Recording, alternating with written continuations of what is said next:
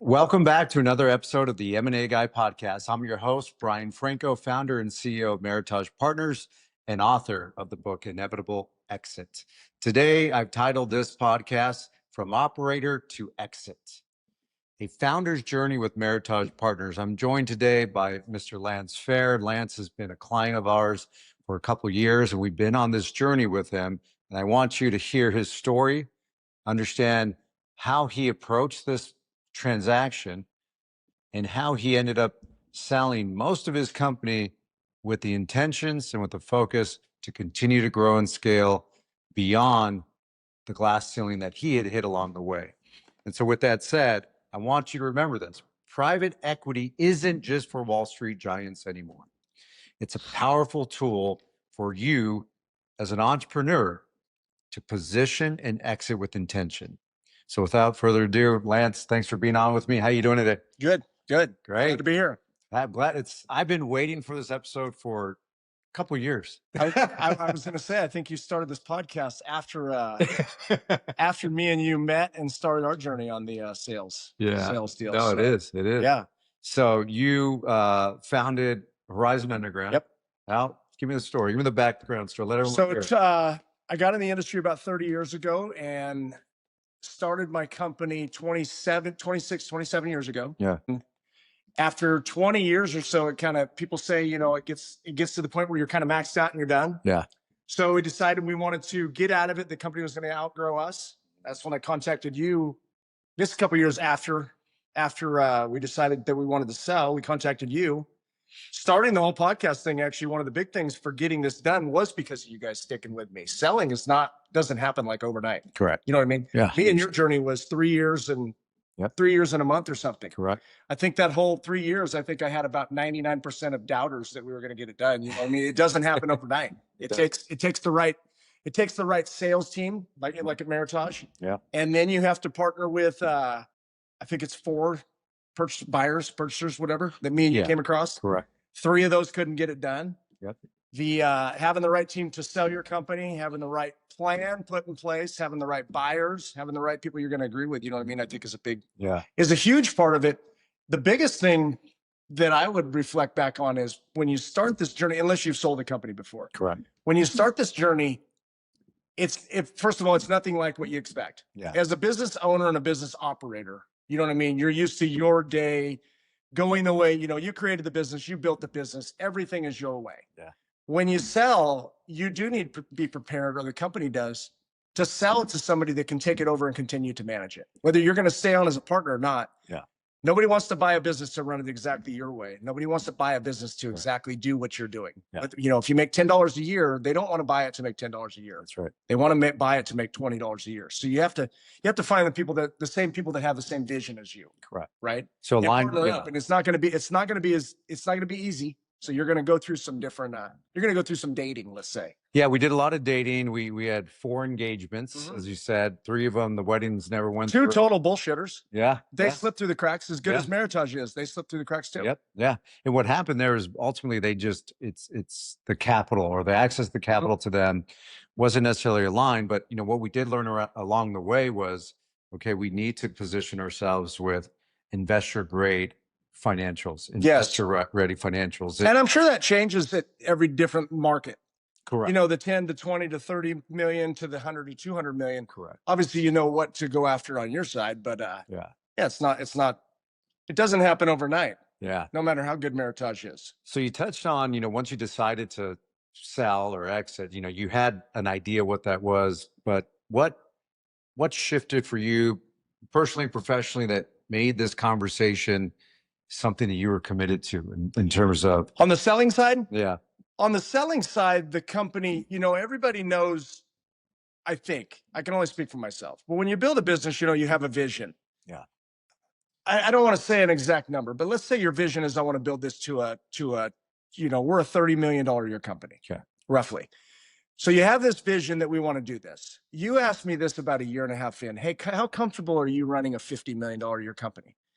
And I say stuff pretty quick, but I believe it was, I actually don't even know if I'm comfortable running a $30 million a year company. You don't know, you grow over 20 years, the first year is $1 million or something. You think it's astronomical. Yeah. 10 years in, I had one of my financial people tell me, hey, the business is growing. You're not growing. You're just kind of doing this. So selling, I guess, going around in a circle, what made me decide that is the company starts outgrowing you eventually. I know everybody's a genius and everybody thinks they're the smartest business person in the world. Yeah. None of us are. Yeah. I mean, maybe listen, we don't even need to name anybody because, we can go all the way to the top. We all have egos. Yeah. We all have egos. Yes. Yeah. I'm the best business person in the world, but am I comfortable running a $50 million a year company? I don't know. I could do it. Yeah. But do I want to? The other thing is you eventually, what made me decide is I felt that me and Bobby Ann, my wife, owed it to the company being the company, the name, the employees, the everything. It can go to that next step. Can it go with me? I'm a ditch digger. Yeah. I built it to this $30 million a year. Yes, it's astronomical, almost 100 employees or something. You have all these families underneath you. So I felt it was the time to go to that point of let's get some investors. Let's get some deeper pockets backing us. Yeah. It's been I've never had a partner. Yeah. So me and Bobby Ann went from, I think I've told you this, $10,000 or $20,000 in the bank. We think we're bullshitting. We're not sure. We kind of think back 30 years ago. Did we have 5,000 we started or what was it? Yeah. So, we got to the point where now it's a $30 million a year company. It's a huge responsibility.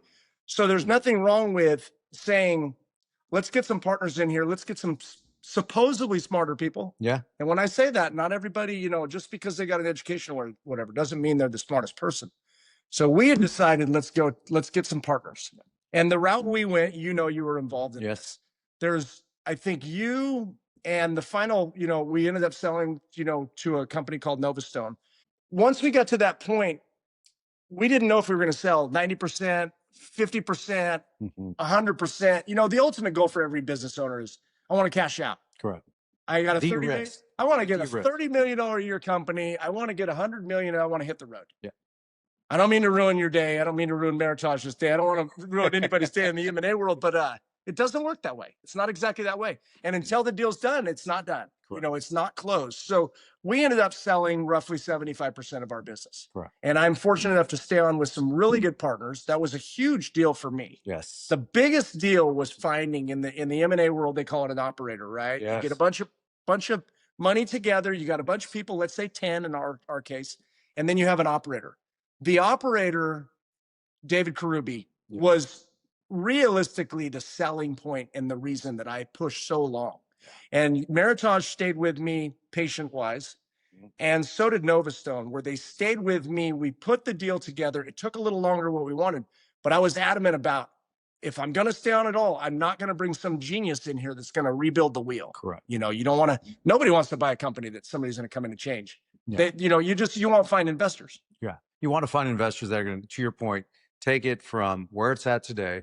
They're not buying it just to sustain it. They need to sustain it, but their goal is to 10x that company. Correct. Our initial goal is probably $75 million. Sure. We feel we can get there really, really quick with some deeper pockets. Yeah. I joked for a long time. We're working on Lance and Bobby Ann's piggy bank. Yeah. Now we want to work on David's piggy bank. Yeah. Well, at the beginning, I thought I was telling the truth. We're actually not working on David's piggy bank.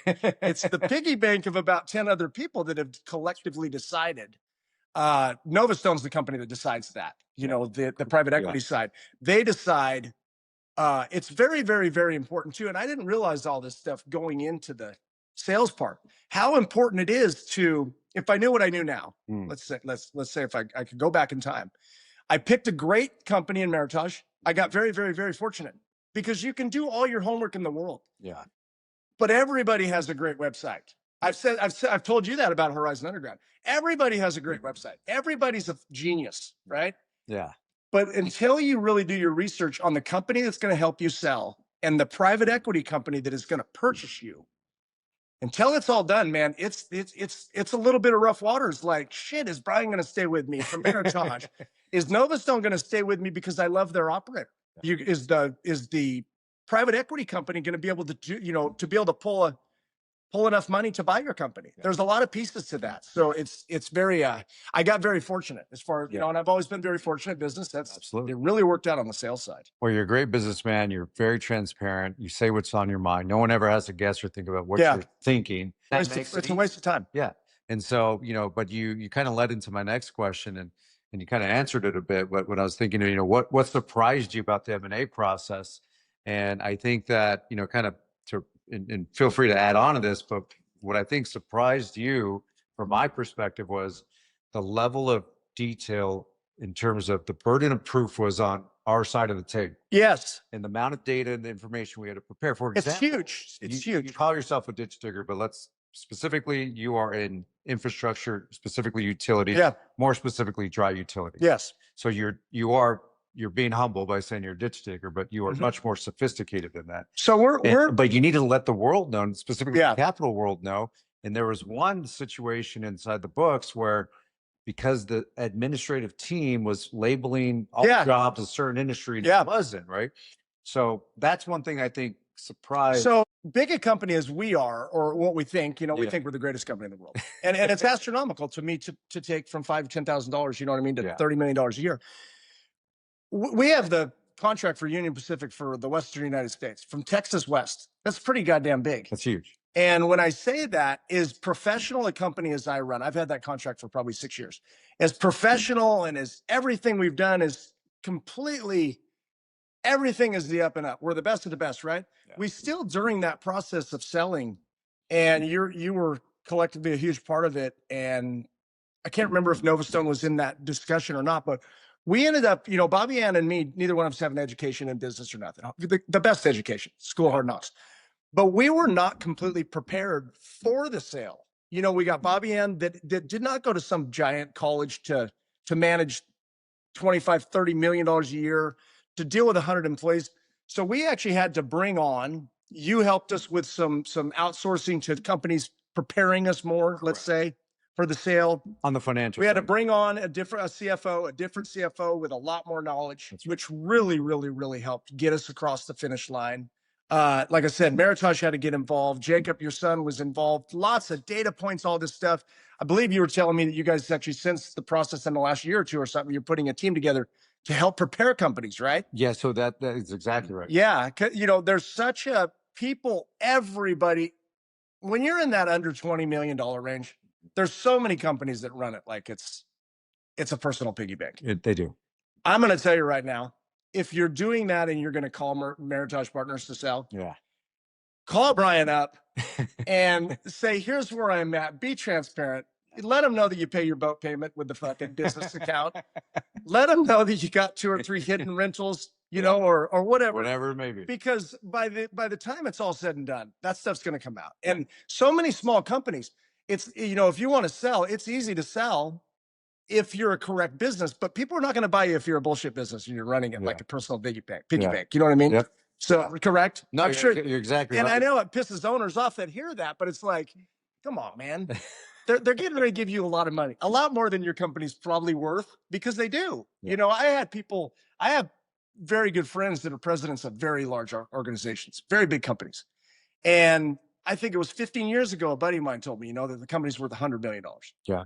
God damn, that sounds great. Yeah. But then in the back of my head, I'm going, what are you fucking talking about? If we do 10% on 30 million, that's $3 million. We do about 20%, that's $6 million. They're going to give me 100 million? Really? Get rid of all that nonsense and call somebody like Brian, and Novastone and these companies that tell you, here's how it actually works. And they're going to give you a lot of money and a lot more than you think. But it's a lot on the up and up. Yeah, it's the real deal. You're not going to bullshit some people that give you their hard-earned money. They go to the bank and give it to the bank and easily make 10% probably. Absolutely. Yeah, I always tell one thing, to founders like you, it's the handshake is not the end of the deal. Like once we sign the LOI, it's really the beginning of the marathon. It was a marathon, right? So, it was, but we learned a lot too. I think it was a great marathon. The funnest thing in business is doing business. I really, really, really quick. I think me and you are pretty close as friends now. Absolutely. And I feel like in the first 6 weeks, I retired like 4 times. I would mentally put it in my head, go, okay, I'm done. I got a bunch of money. And then it'd be like the next morning, I'm yelling at everybody at Horizon Underground, still like I've completely owned the place, and they're going, I don't understand. And he told us he sold. Yeah. I was just there yesterday in the office, and I really, me and my brother will kind of do this because he's like, what are you doing? Are you running this thing still? Or because we all still listen to you, but. Well, that's just the thing. It's like, it is a marathon. We do have to pace ourselves. And in part of your story, and you're like many, and this is why I wrote the book, Inevitable Exit, because it becomes the playbook to preparing your business to exit, the inevitable exit. And remind people that exit could be internal to family, to management, to leadership, or it could be external to a larger strategic buyer, private equity group, an independent sponsor. It could be a public company, for example. Yeah. So we're actually at Horizon Underground. We brought investors in with Novastone Partners, and our plan, like I said, nobody wants to buy a company that makes $10 to make $10. They want to buy it to make $20 if you're making 10. So we brought Novastone Partners in, and our goal is to actually take it to a certain dollar range. And then realistically, we're not big enough. We don't quite have the deep pockets that we need to go to. With the money we have and internally, because you get some money from investors and stuff, we probably can go to the $50-70 million range. But I think at that point, and I'm a big part of the company still, like I said, 25% of the company. At that point, we need some deeper pockets. So you need to always be prepared for that. Don't think you're going to sell the company and haul ass, and they're going to be standing there with a company going, hey, where'd the boss go?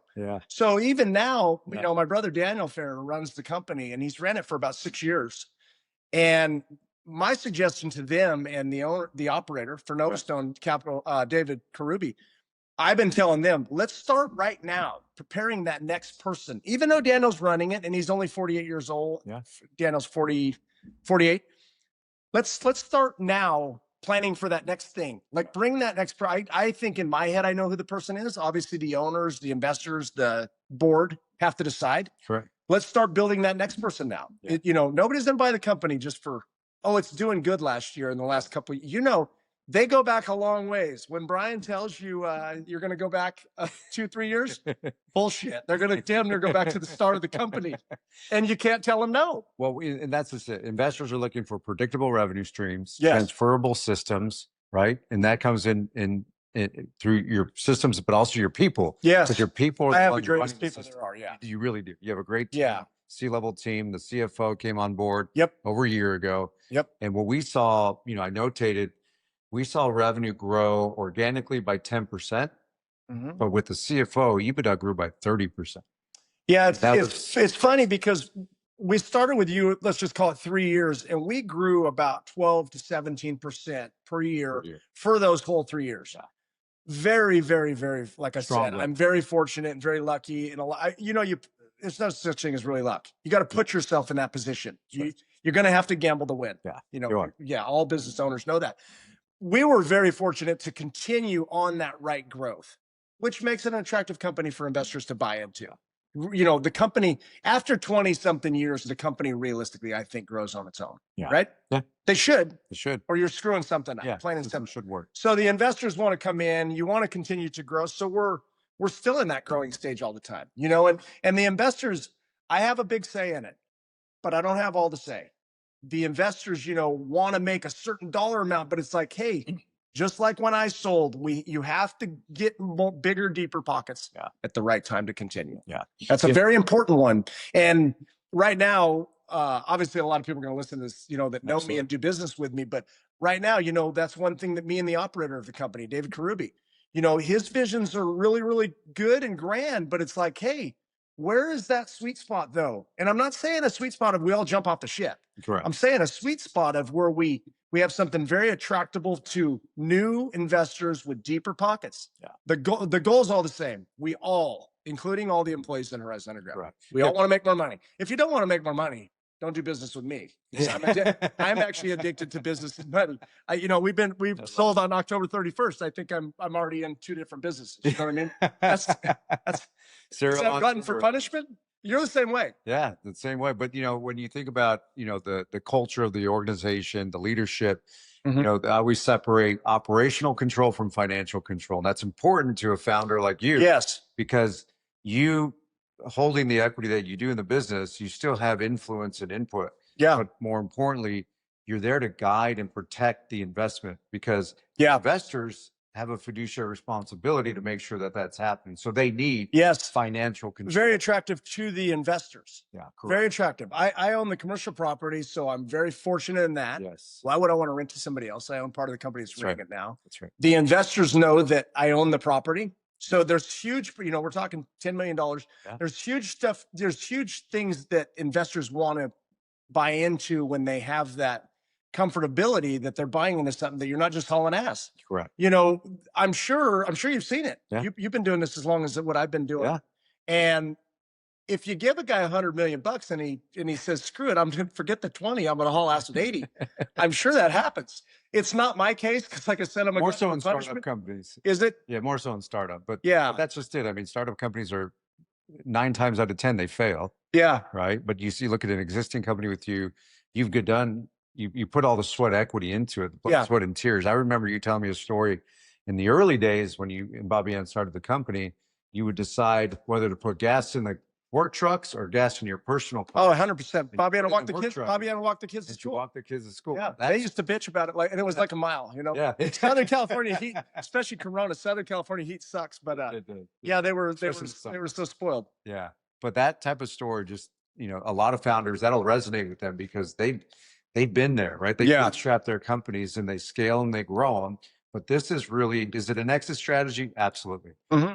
But more importantly, the reason why you held the equity you did is because it's also, and more importantly, a growth. You get more money. It's a growth strategy. Plus, you get more money. And you get I mean, you know it better than I do. Yeah. I'm sure they give you 30% less if they just cash you out that day. Yeah. You might as well keep the 30% in the business and give them 25, 30% of your time all the time, and it works better. The one thing too, Brian, that needs to be mentioned. Actually, I wanted to mention this at the get-go, so I got this out. Yeah. One of the great things about meeting you and going through this adventure of 3 years with you was you actually do the same thing as what you practice what you preach. Yeah. And I probably get myself in trouble with this one, so it probably will make the show. I'm not a huge believer in the coach that can't get up the fucking stairs to tell the guys what to do when they exercise. I'm a big believer in, buy into the coach that, I want to work for the guy with a bunch of money because obviously he knows what he's doing. Yeah. You actually participate in the same operation. You've bought and sold a couple of companies yourself. Yes. You run and own Meritage Partners. Right. You have a lot of employees. You're in the game. We were doing business with you, I think 6 months or something, and I had too many beers and called you and said, we're going to send you some money. And you were like, what? It hadn't been done for many times, right? Yeah. I said, we got to send Brian some money. You guys been working for like 6, 7 months for free. We don't owe him shit. Yes, we do. It's just, that's how we do business. No. So I got the right partner in you. I got the right partner in Novastone. Novastone did a really good job. When you partner with a company like yours to sell a company, it's just as important as the sale. Yeah. I actually we'll say it straight out. I had a person tell me about Meritage when I started. Okay. Oh, their fees are a little too high, this and that. Me and you talked about this. Yes. And I won't say fees and I won't say numbers or none of that stuff, but I thought, man, it was down to 2% difference. Yeah. And I thought, really, you're gonna fuck Meritage over 2%. You're just getting into bed with them. Yeah. You're just getting into bed with Meritage. Yeah. And you're gonna complain about 2%. How about you talk to Meritage about raising the price 2% more than what you think you're already worth and having Meritage work extra hard? Yeah. That's your goal. Yeah. You know what I mean? Look, and I'm not preaching just because it's your show to say that, but it's like, man, everybody can do math. If you're in business, you can't do math. Our goal is get out of business and go to our goal is always to bring more value than what any of our fees will ever. So and then like Novastone, Novastone spends, God, I think David Karubi told me there's like a year and a half to 2 year process for him to become a candidate for them to help him and support him buy a company or to come and operate a company like mine. Right. That is huge. Yeah. Because to me, Novastone's buying into me, getting investors to buy into me. Yeah. Well, they got the proof. They know Lance is a 30-year veteran in this and ran the company for 26 years. So the guy that your private equity company comes to you, it should be a huge question. Yeah. In who is that guy? What's his, what do you guys do to get some operators? Yeah. Because believe me, if your relationship and your operator don't work and your sales team don't work and all that stuff, it's just a setup for disaster. Yeah. You know what I mean? I do know what you mean. And as a seller of a company, I could say this to all the people out there that would want to sell a company. Yeah. You're not going to hide nothing. These, if you're not worth selling and you're scraping by and you're borrowing your fucking old lady's credit card to pay your company debt and you're paying your motorcycle payment on your company and all that stuff, don't even put it for sale. Contact Brian. You have a team now, I believe, that prepares you for sale, right? We do, and that's what it's very, very, very important. It is important. Yes. It's extremely important because you can't collapse time during the process, but you can certainly collapse the process by spending the time before going to market. Yes. And that's what we've been. And go get a loan to do that. You know, like Right. in my case, that might have cost me $200,000-$300,000. Oh my God, it's a lot of money. No, it's not. Go get a $200,000-$300,000 loan for 10 years. Correct. Write the freaking interest off. Brian's going to have your company sold by the time you pay 12 payments. Yeah. And you're probably going to get $1.5 million for that $300,000. Increase in enterprise value. I'm sure it's all the time. 2, 3, 4, 5%. Yeah. I'm sure. Correct. Yeah. Yeah. And so, well, that's just it, is that the risk reward for a founder, like you said, the bank of Bobby Ann and Lance. Yes. And that's what it's always been. I always say the same thing, right? It's Meritage will grow as fast as the bank of Brian Franco will allow it to. Well, I've been trying to give you money for quite a while, but you still haven't let me buy into it. I brought some checkbook. So, but the reality is if you can grow and scale the business, the things that happen are when you get to that size and critical mass, you attract more investors, not less. Yes. And you also bring the ability and empower these investors to not only pay more for your business, but to improve the deal terms for you as an operator. Yeah. And any founders listening to this, it's kind of counterintuitive to them, right? It is, because it's debt to make more. They just that's actually a very tough thing, Brian. So what we own probably 80% of our equipment in Horizon Underground, right? Prior to selling. Yeah. Very, very, very low payments compared to what we actually do. You know that. I do know. You know, we've a $10 million facility that we probably owe $1 million on. Everything's pretty legit. And right away, investors come in. Yeah. Investors don't want to unload all their cash. Yep. So they come in, they all get together, they get with a group like Novastone, they purchase the company, and then right off the get-go, it's, okay, cool. Let's not spend any of the cash. Let's go get a bunch of loans and let's start doing this. As an owner operator, you're just like, 26 years, man. I've been trying to get no debt. What the fuck are we doing? Yeah. Like, you're not, and the equipment business is a whole different game when it comes to tax stuff. You know what I mean? No. It's a great business to be in. Yeah. I don't care if Uncle Sam's watching. It's a great business to be in because you can buy more equipment. You can. Like, oh, we got tax. Well, that's how the tax goes. Let's plan. Yeah. Get yourself a great tax guy, because I'm not a fan of most of those. But literally, right when the private equity company comes in, they're going to go get some loans. But as a small business owner, you're not understanding their goal, which doesn't hurt the EBITDA, which blows us all away as business owners. Yep. It's not going to hurt our EBITDA. Our EBITDAs continue because the debt's debt. Make sure you talk to Brian about this part. Leases, operating leases, non-leases, sales. Those are all huge things. They're very different.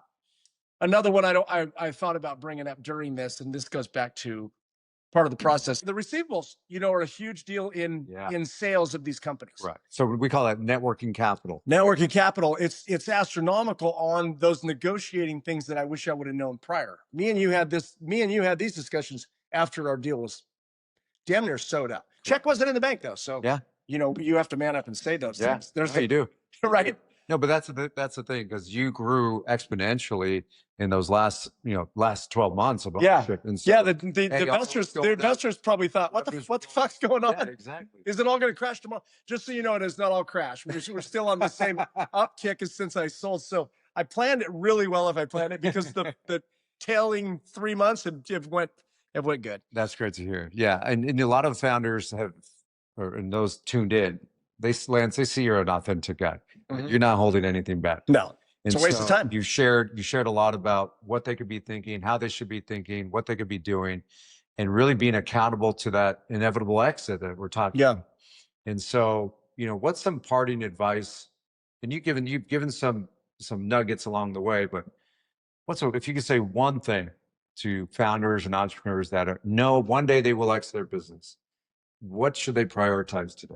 They should prioritize the next person in line. I'm sure most people that own business, not nowadays, actually, there's a lot of young people that own a lot of businesses, but I go back to, I'm not a 49ers fan, but I'm going to use that terminology. And I wish my Steelers would do this. When Joe Montana was the quarterback of the 49ers, it was great. Nobody realized after Joe Montana, Steve Young was coming, which ended up being, he didn't win as many Super Bowls, but he was the same kind of operator. He was a better quarterback. You got to have that next person in line. Nobody wants to buy your company if there's not somebody there that literally is going to take those next steps. And we did not know. A lot of these things happen without me knowing. You know what I mean? My brother worked in the field just like I did. We build everybody up from the field to the president. I don't give a shit what your title is and who you are. You can be the president of Horizon Underground. But having that next person in line is astronomical. Nobody would be, and like I said, I bought into 2 businesses since I've sold the Horizon Underground. You do not want to buy something, and if that one person, man, something happens, like I said, if he hits the lottery and he moves to Jamaica, well, shit, who's running the show tomorrow? That's right. I don't want to buy in that company if that's the deal. And I never knew that. And I have lots of family members that own businesses, but it's like being a control freak and understanding the next steps. You have to do them both at the same time. Yeah, that would be it. And that's it really is. That is key advice, because what you're talking about is key man issues. Yes. Or key person issues. Yeah. So if you're that key person, everything's got to go through you on a day-to-day. And it's hard. That's a problem. It's hard right now. To this day, I still go through it. My brother goes through it. Like, we know more than the next guy. Yeah. Let me tell you something. Every business owner, you don't know as much as everybody. Stop. Just quit it. We all can fucking do this. You know what I mean? We can't all do it exactly the same way. No. But look out this window. There's a lot of other people that make money just like we do. You know what I mean? Yeah. 100%. Well, Lance, it's been an absolute journey, an absolute pleasure working with you guys. You're forever. Yes, you are a friend. You started a client. I mean, the way I see it, we'll be friends till the end of time. And and now you guys are getting ready. You're here today, but tomorrow you're going on a 3-month. We're going to, don't tell anybody. You can't put stuff on social media or tell anybody. Right? Everybody's a hater. Yeah, we're on a 2-month vacation. We're starting a 2-month vacation right now. Yeah. We started a couple days ago. It started by coming to see you, and then we're heading east. That's awesome. Well, have a great time on there, and thanks for being on. Thanks for sharing your story, sharing your thoughts and feelings, and I'll be in touch with you. Send me a lot of pictures along the way on this trip. Right on, man. Yeah, thank you. Right. And if you're a founder sitting on something valuable, maybe it's chaotic, maybe you have those key person issues, reach out to us. We will walk you through some of the coursework we've prepared. Obviously, I encourage you to look at and pick up The Inevitable Exit. It's going to be your tool and your playbook to build your company, to exit it with intention, not under duress, not under stress, but with intention, so that you can carry on the legacy of what you built for you and your family. So you just heard this real exit journey from Lance, and I didn't have to, I'm not editing any of this. This is amazing. I want you to hear everything that he has said today, because it is valuable for you to know when you're getting into your own way and when you need to get out of your own way. But more than anything, I'm very grateful that I've had the opportunity to work with Lance, Nova Stone Capital Advisors, and I'm looking forward to seeing you next week on the next episode of the M&A Guy. I'm your host, Brian Franco. Until then, keep on building your empire.